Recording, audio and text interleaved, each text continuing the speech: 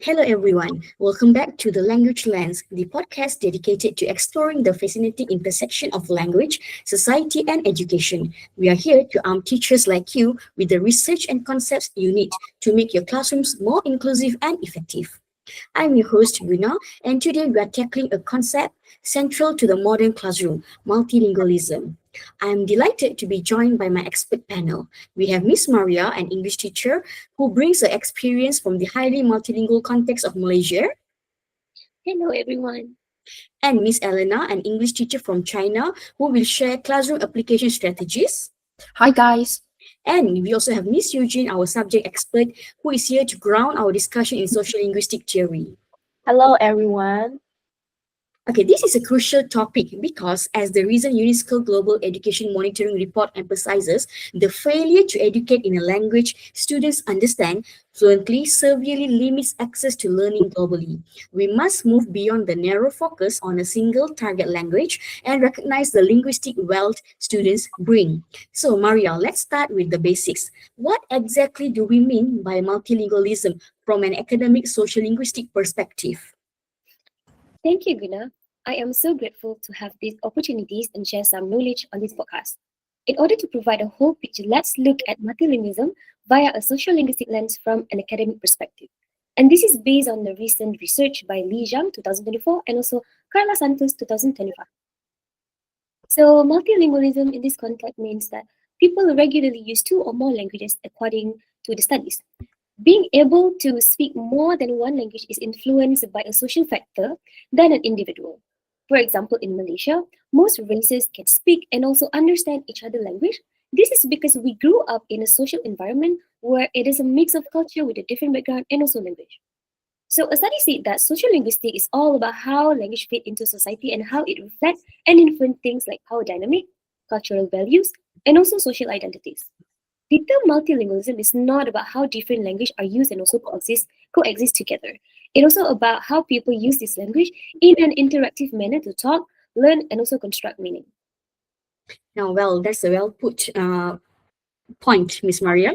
Okay, now I will explain why it is relevant to learning and also teaching. Well, language classes usually have a monolingual bias, meaning that teacher will avoid and stop students from using their mother tongue or first language. Yeah, this is true. Even sometimes it's the school requiring English only classroom, which considering using their first language is insufficient in the classroom, right? Yeah, parents in China also want us to speak English only. Exactly.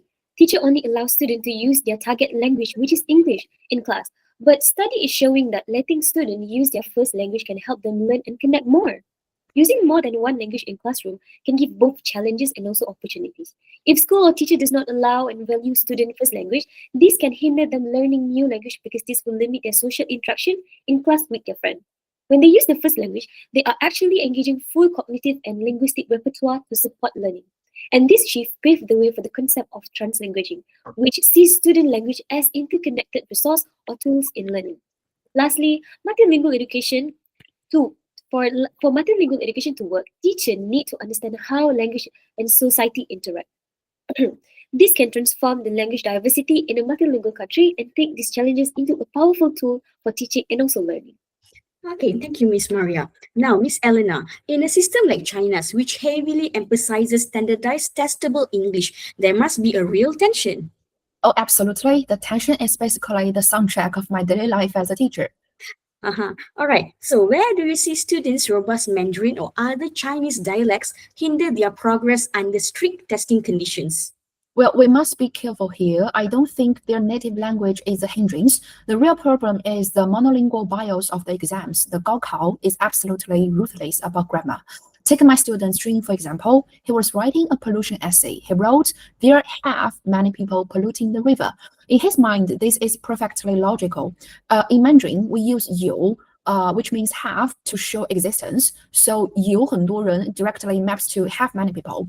But under strict exam conditions, that's flagged as a Chinglish error. He loses points instantly. The system penalizes what researchers call negative transfer, but honestly, it's just his bilingual brain trying to make a connection. The test treats his first language like contamination rather than a resource.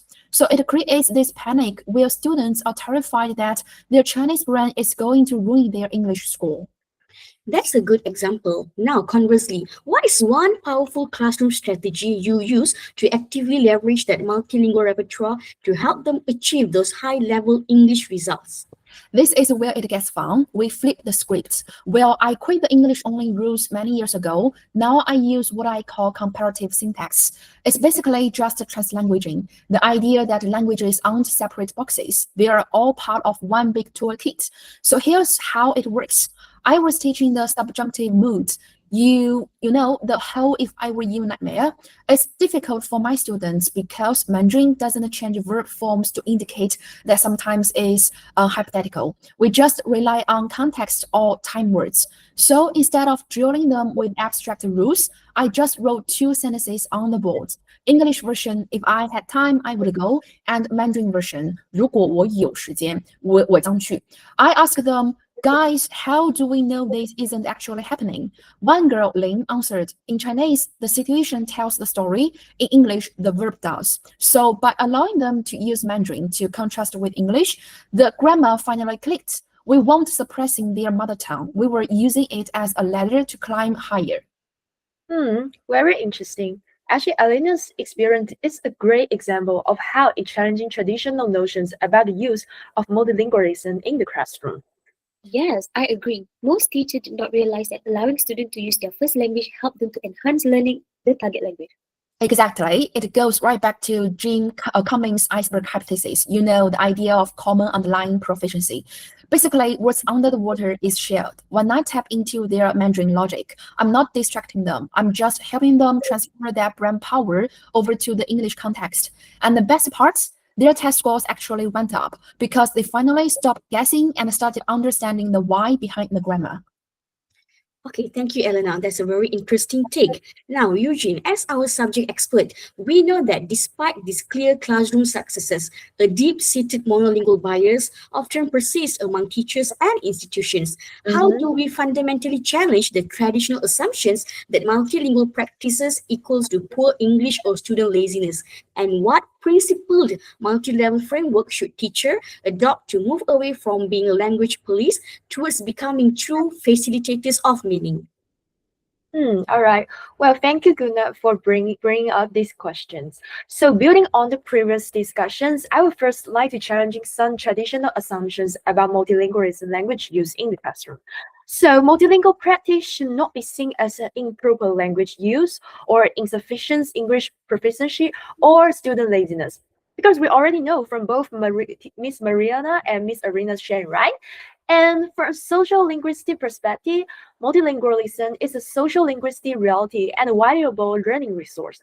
As a result, strict English-only policies on penalizing students for using their first language may be counterproductive. So according to Cummings study, which conducted in 2007, such practice can reduce student participation, increasing their language anxiety, and ultimately weaken meaning-making process. They are essentials to language learning.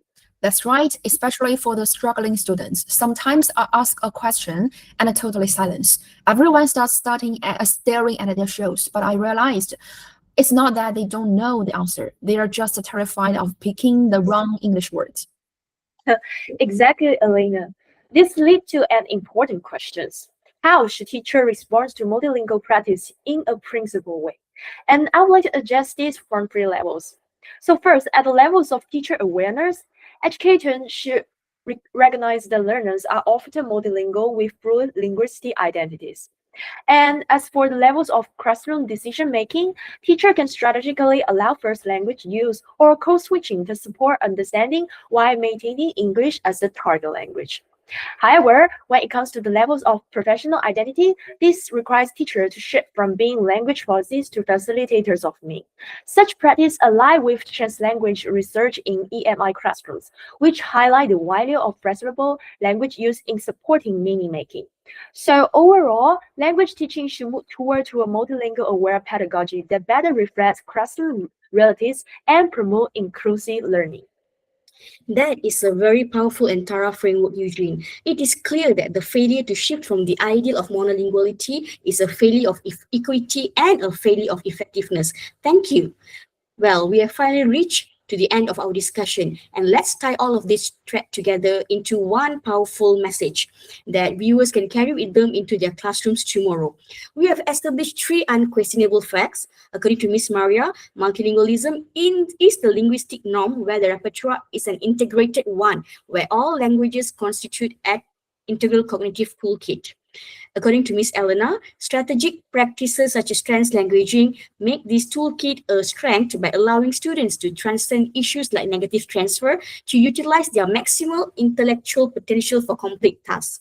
And from Miss Eugene, there is a need for systemic transformation in order to overcome the monolingual mindset and embrace a multilingual conscious pedagogy framework by shifting from being language police to language facilitators.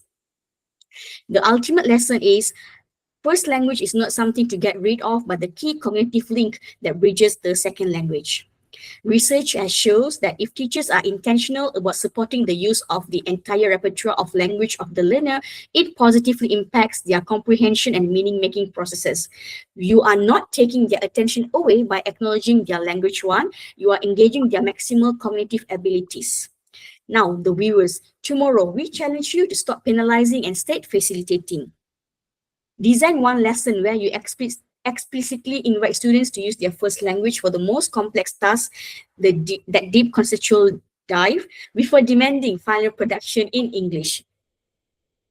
We would like to extend a huge thank you to all the members of the panels of experts who participated in this discussion with us, Miss Maria, Miss Elena, and Miss Eugene. We hope that you end this episode of the Language Land series with the skills and inspiration to implement the multilingual turn in your own practice. For the full list of reference discussed please check the show notes. Thank you for tuning in. Until next time, remember that the goal of language education is not to police language, but to facilitate meanings. Goodbye. All right, goodbye. Thank you for listening.